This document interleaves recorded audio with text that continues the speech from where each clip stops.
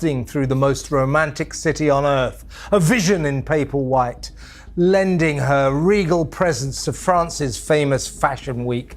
Her first time at the shallow shows where thin models and thick men wear stupidly expensive clothes. Sources close to Harry and Meghan have revealed they were shocked by Meghan's solo Paris trip last week, saying her latest relaunch left them deeply concerned about her marriage to Prince Harry. What more can you tell me? Paris, the city of lights, love, and, apparently, leaked hotel bills. Oh yes, what was meant to be Meghan Markle's grand-style comeback tour in the French capital has turned into yet another royal-sized scandal. The receipts are out, literally, and they're not just showing what she wore, but who actually paid for her lavish stay. And let's just say, the name behind the bill has sent shockwaves all the way from the champs. Élysées to Montecito, because this wasn't just another business trip or PR stunt. This was Meghan's big attempt to rebrand herself as Europe's darling again. But when those hotel invoices surfaced, showing thousands spent on fancy suites, designer room service, and private security, people started asking the one question Meghan hates most: who's funding this? And when the answer came out, the internet practically exploded. Meghan Markle in Paris. Rather more desperate than Emily in Paris and nowhere near as entertaining. It came out of the blue, utterly unexpected. Suddenly, the difficult Duchess was wafting through the most romantic city on earth. Now, before we get into who actually paid the bill, let's rewind a bit.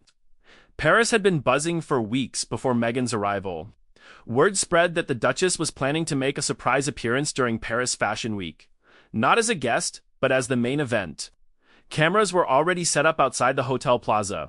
Athene, one of the most exclusive hotels in the world, where rooms can cost up to $20,000 a night. A mom's night out in Paris. The Duchess of Sussex taking her 4.2 million Instagram followers on a Get Ready With Me journey to the Balenciaga show.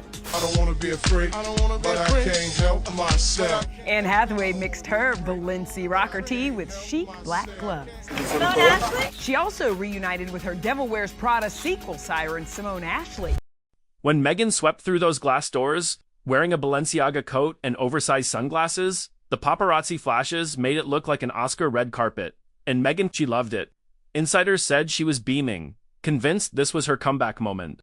Her chance to show the world that Meghan Markle wasn't done yet. Except, as we'd later find out, she was walking into a trap of her own making.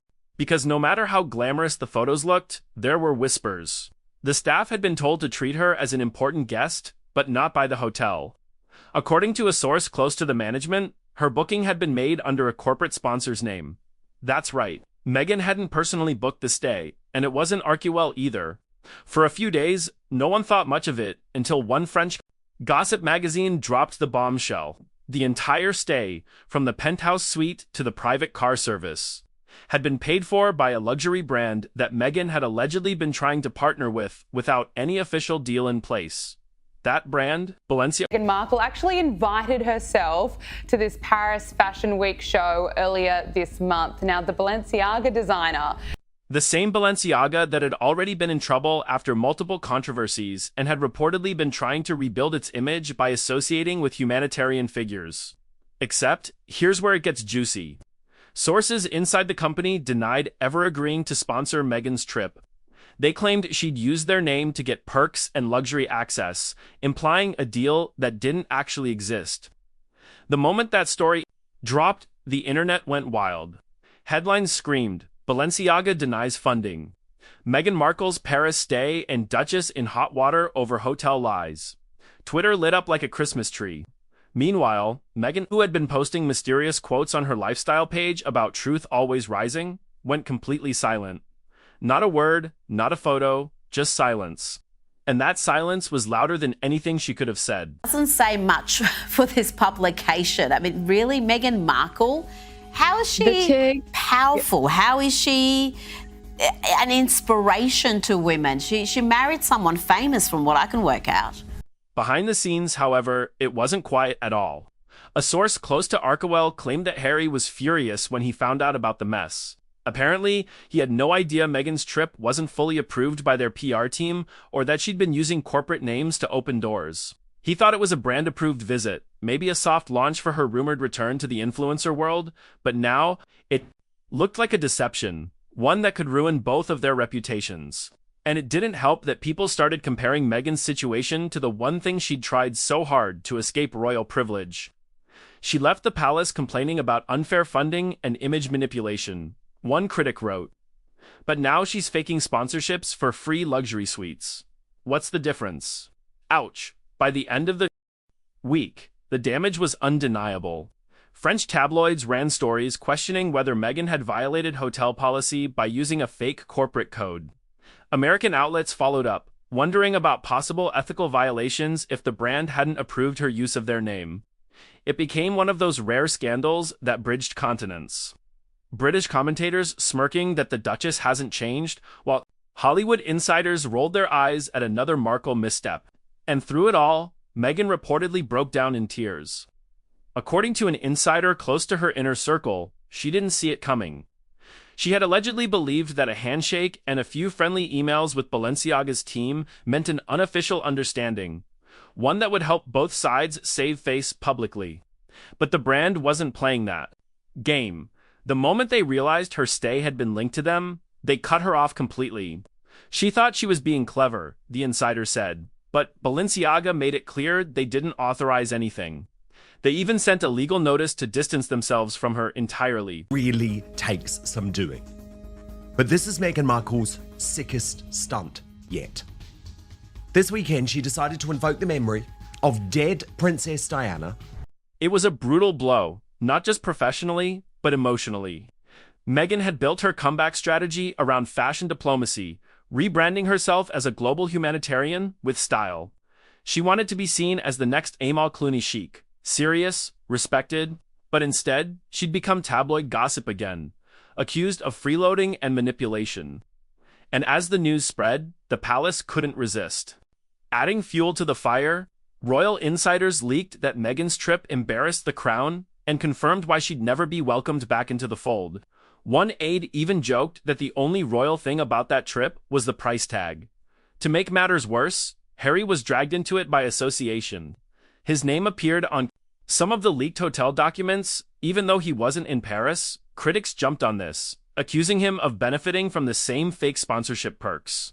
Suddenly, the Sussexes were back in the global spotlight for all the wrong reasons again. Did Prince Harry humiliate Meghan Markle by ditching her at a New York City event last week to dine alone?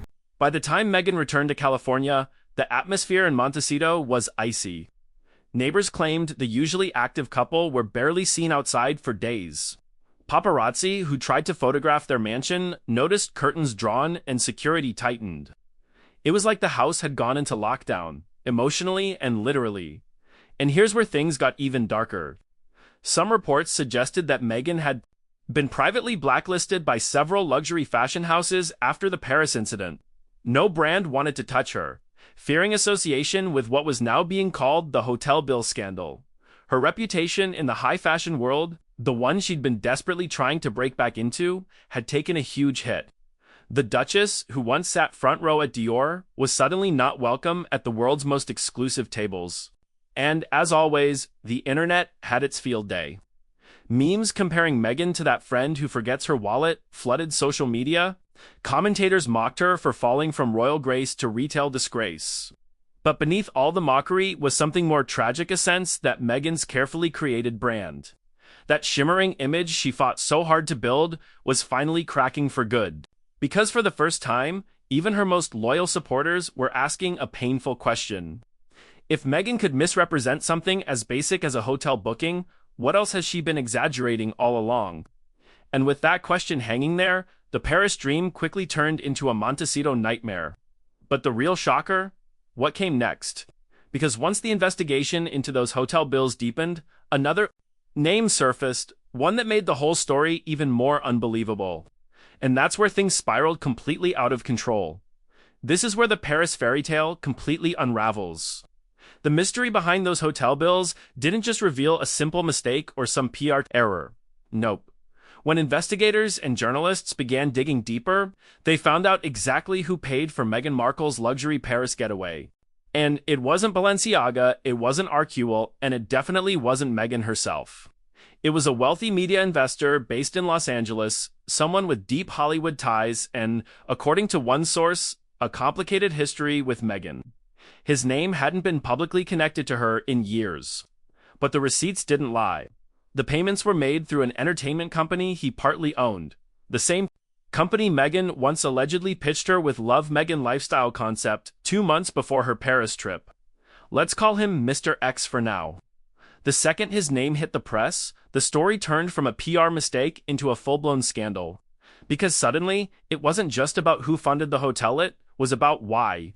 Why was a Hollywood investor paying the bill for a trip that was supposedly professional?